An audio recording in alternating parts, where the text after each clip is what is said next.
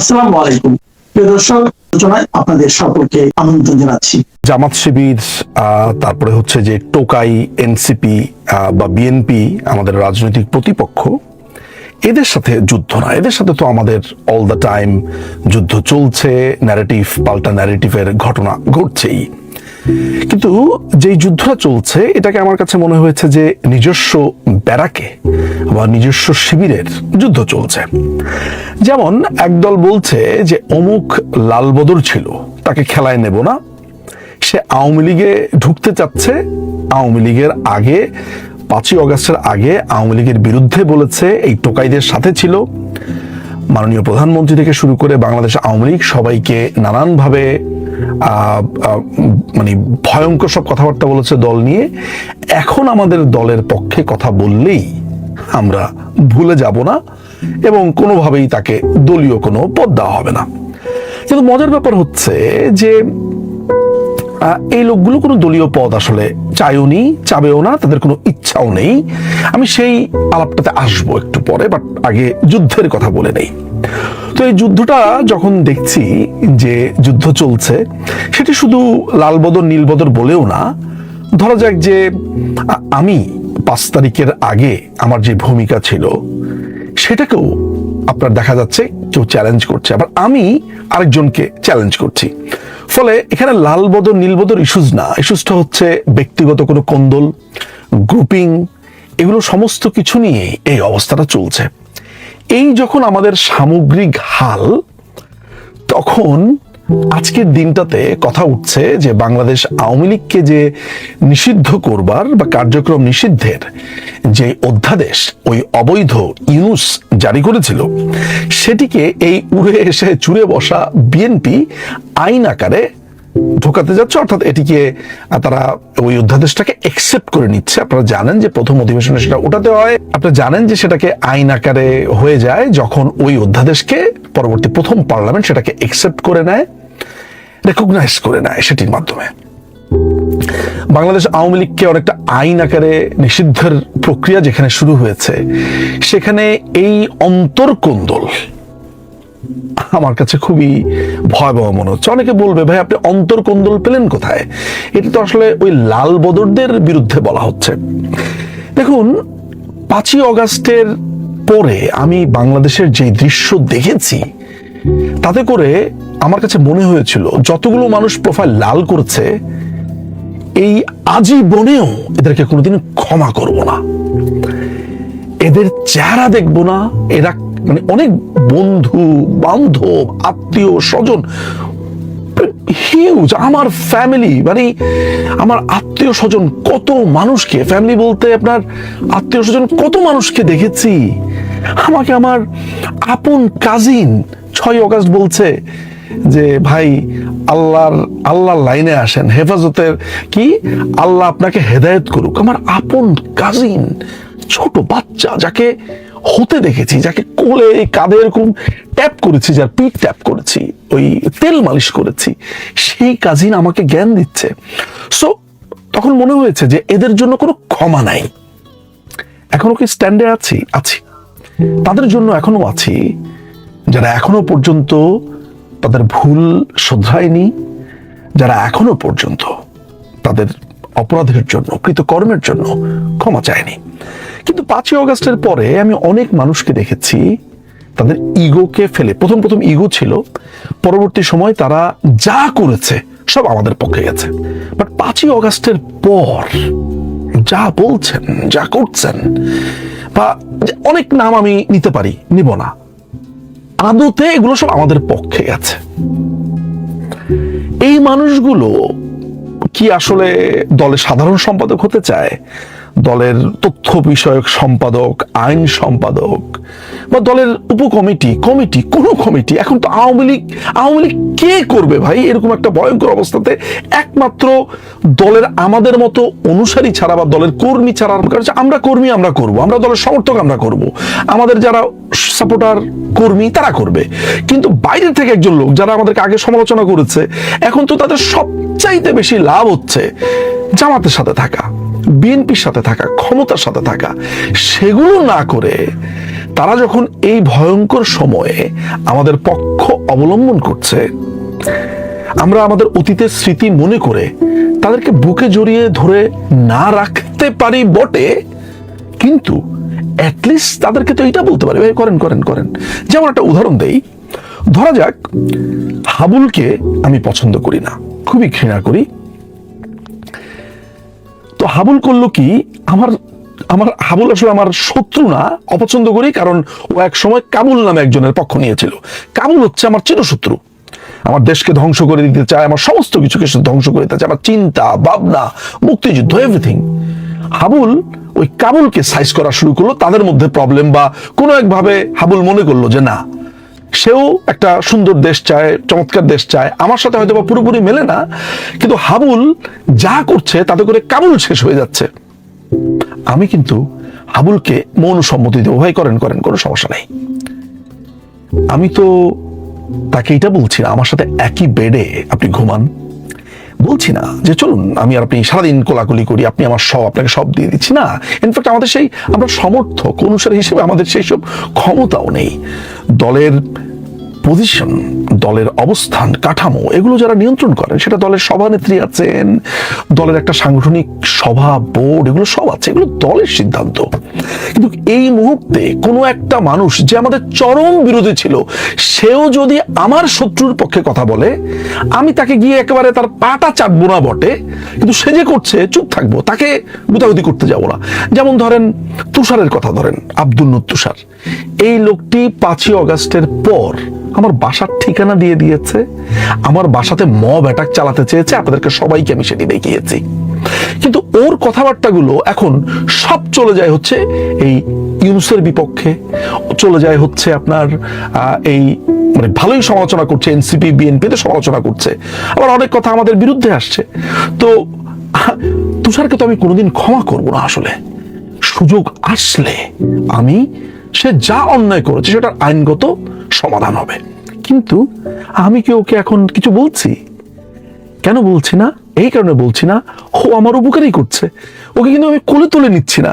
যেই লোকে কোলে তোলা সম্ভব না, কিন্তু মানে মেটাফরিক্যালি, যে তাকে আমি খুব কাছে বসতে দিচ্ছি না, কিন্তু আমি কিন্তু তাকে স্পেস করে দিচ্ছি, তার কোনো সমালোচনা না করে, যে দরকার নেই এখন তার সমালোচনা করা। আমি ঠিক এই কথাটাই বলতে চাইছি, বাট আমি জানি আমার এই কথার অনেকেই বিরুদ্ধচারণ করবেন, বাট ডাজন্ট ম্যাটার। অপিনিয়ন, পাল্টা অপিনিয়ন, এগুলো থাকবেই। যেমন ধরেন বাংলাদেশ সনদ, বাংলাদেশ সনদ নিয়ে কি প্রবলভাবে আমাদের নিজেদের ভেতরেই একটা লেগে গেছে। আমি যখন একটা জিনিস বুঝতে পারলাম যে না, এটা একটা পার্সোনাল জায়গাতে চলে যাচ্ছে, আমি আস্তে করে থেমে গেলাম, একদম চুপ হয়ে গেলাম, যা ইচ্ছা তাই হোক, এগুলো তো রাজাকার আলবদল না। যদিও আমি স্পষ্টভাবে বাংলাদেশ সনদ এগুলোর পুরোপুরি বিরোধী। আমি মনে করি একটাই দল, 72 সংবিধান, স্বাধীনতার ঘোষণাপত্র, এটাই তার সমস্ত কিছু। বাট স্টিল যে যার মতো করুক, যে যার কর্নার থেকে করতে থাকুক।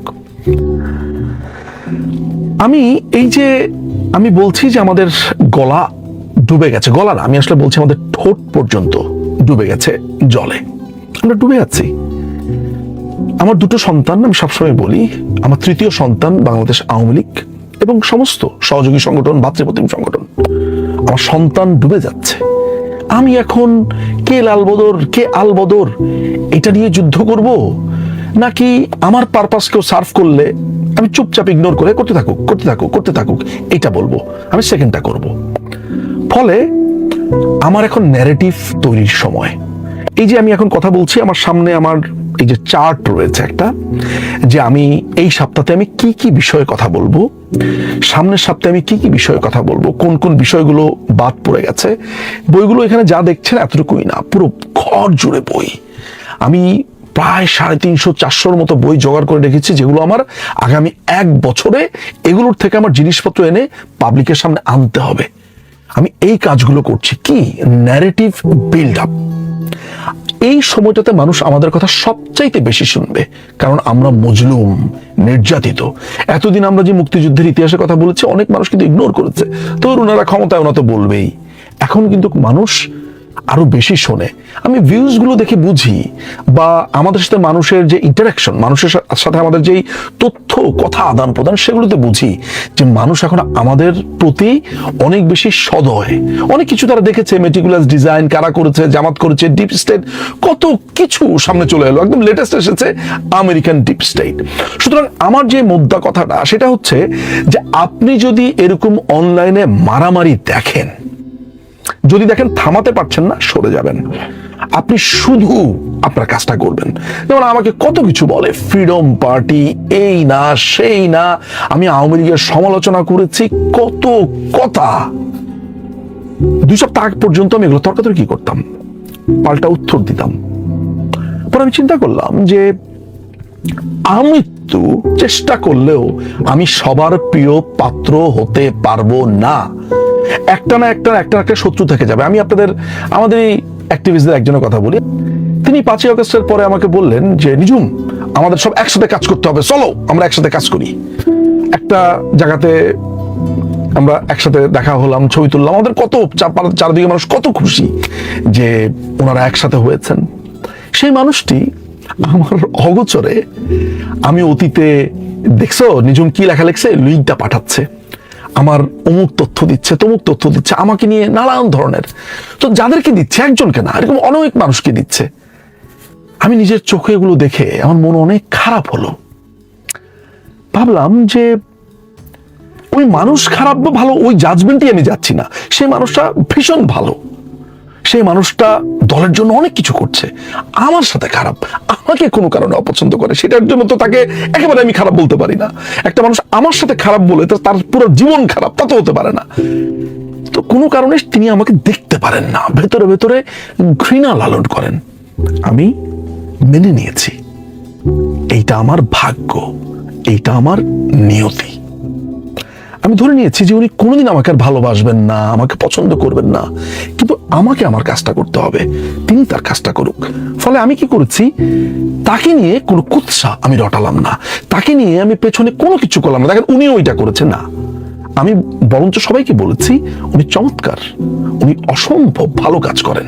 এতে করে কি হলো, একজন জুনিয়র অ্যাক্টিভিস্ট ভাবলো যে বাহ, সিনিয়রদের ভেতরে কি ধরনের সম্মান বোধ রয়েছে, এটা তারা শিখলো। দেখুন, এই বিপদে এক হওয়ার কোনো বিকল্প নাই, আমাদেরকে তো ভেঙে ফেলছে, আমরা আমরা আমরা ডুবন্ত। আমাদেরকে এই দলটাকে উঠাতে হবে। বাংলাদেশ আওয়ামী লীগ আবার স্বরূপে আসবে আমি জানি, কিন্তু এই যে ক্র্যাক 5ই আগস্টের পরে নিজেদের ভেতরে, এটা আমার ভাল লাগে না। কাউকে বুঝাতে পারি না। যে অনেকে বলে সুশীল, হ্যাঁ আপনি বুঝবেন না, এই না সেই না। আমি তখন বলি আচ্ছা ঠিক আছে ভাই, আমি আমার শুধু নিজের কাজটা করি। যেমন আজকে আমি শারমিন আহমদ রিপিকে নিয়ে একটি ভিডিও বানালাম। আপনারা খুব বেশি মানুষ এখনো দেখেননি, দেখবেন, শেয়ার দিবেন। তারপর আমি এখন এই যে বাংলাদেশ আওয়ামী লীগকে নিয়ে প্রায় 40টা 50টা প্রপাগান্ডা কি বের করেছি, একটা করে ভিডিও বানাবো। তারপর চলমান ইস্যু নিয়ে বানাবো, প্রচুর কাজ। আমি পুরোপুরি ক্যামেরা সমস্ত কিছু চমৎকার, আমার একটা সেট আপ আছে, মানে একদম অত্যাধুনিক সেট আপ আছে। আমি নিজেরটা নিজে এডিট করি, আমি আমার কাজ নিয়ে নিমগ্ন, এই এতটুকুই। আমি দেখলাম যে এই যুদ্ধ থেকে বাঁচার একটাই উপায়, ইগনোর এন্ড জাস্ট নিজের কাজটা করেন। ফির ভোগনে লাগা, মানে পাকিস্তান আমার ভুগছে, বউ বউ বউ বউ করছে। কদিন আগে ওরা হুমকি দিল, এবার আমাদের উপরে যদি কোনো আক্রমণ হয় তাহলে আমরা মুম্বাই এবং দিল্লিতে আক্রমণ করব। মুম্বাই হচ্ছে আমাদের বাণিজ্যিক রাজধানী, আর দিল্লি হচ্ছে তো আমাদের রাজধানী। এবার নতুন হুঙ্কার দিয়েছে, এরপর হামলা হলে কলকাতায় ভারতকে সতর্ক করে হুঁশিয়ারি পাক প্রতিরক্ষা মন্ত্রী খাজা আসিফের।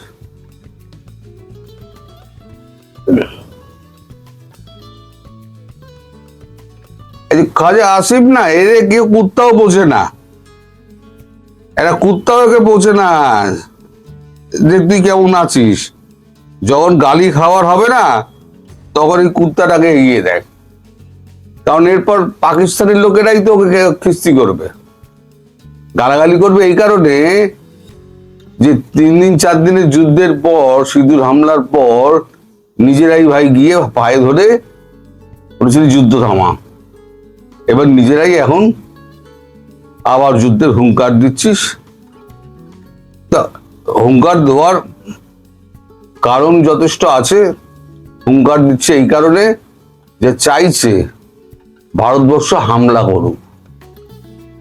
তার কারণ হচ্ছে নিজের দেশের ভেতরে নানান ধরনের সমস্যা, তারপরে একটা সৌদি আরবের সঙ্গে ডিফেন্স ডিল করেছিল, তো সেখানে ডিফেন্স প্যাক্ট, সেখানে তারা একে অপরের প্রতি হামলা হবে বলে বিবেচনা করা হবে। এখন তো হামলা হয়েছে, এখন সৌদি রেখে পাঠাচ্ছে, যাবে না। এবার সৌদি বলেছে 2.3 বিলিয়ন যেটা দেওয়ার কথা, আমার টাকা ফেরত দাও, না হলে পরে তোমার বিরুদ্ধে ইন্টারন্যাশনাল কোর্ট অফ জাস্টিসে আমি ব্যবস্থা নেব। এটা পাওয়ার পর, খবরটা পাওয়ার পর তারপরেই একেবারে পৌঁছতে শুরু করলো যাতে ভারত একটা সিঁদুর টু ফু করে। যখন করবে তখন তো আর তোকে মাপ করবে না, তখন ভালো মতোই করবে, তখন মাপটা ভাবে না। কিন্তু কখন বললো বাংলাদেশের ডিজিএফআই যখন আমাদের ভারতবর্ষ করে ঘুরে গেলেন, ঘুরে তিনি পাকিস্তান গেলেন, পাকিস্তান গিয়ে তিনি দেখা করে এলেন, খুব ভালো কথা। দেখা করে এসে আমি দেখাচ্ছি আপনাদের,